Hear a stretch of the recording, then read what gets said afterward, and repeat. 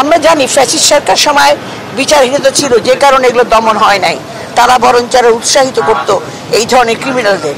কিন্তু আজকে যখন একটা অন্তর্বর্তীকালীন সরকার, যে সরকার একটা পরিবর্তনের আশা নিয়ে একটা ভালো সভ্য এবং একটা বিশ্বনন্দিত প্রধান উপদেষ্টা, তার আমলে যখন সরকার, তখন এইগুলো ক্রমশ কিন্তু বেশি বেড়ে গেছে।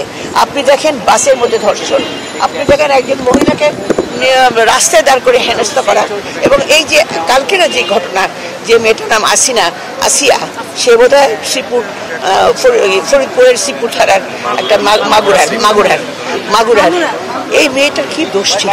তার কি বেঁচে থাকার কোনো অধিকার ছিল না? তাহলে সরকার কি করছে?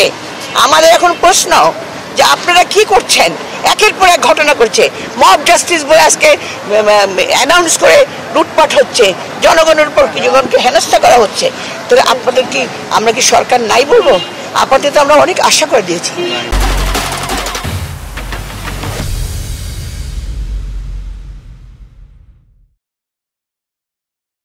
আমাদের আশা বক্তব্য যে আমরা যেমন দেখেছি শহীদ প্রেসিডেন্ট জিয়াউর রহমান, বেগম খালেদা জিয়া, জনাব তারেক রহমান যেন নারী বান্ধব দল হিসাবে কাজ করেছে।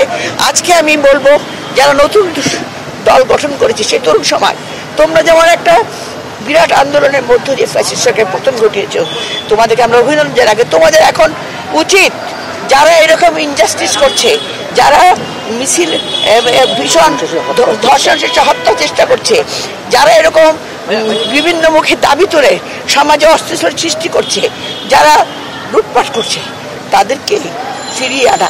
বিশেষ করে ছাত্র সমাজ, ছাত্ররা প্রতিবারই নামে আন্দোলনে, সেই 69-এর গণ আন্দোলন দেখেন, 91-এর আন্দোলন দেখেন, সবসময় দেখবেন ছাত্ররা সবসময় নেমে আসে, তার সঙ্গে নামে হলো জনগণ।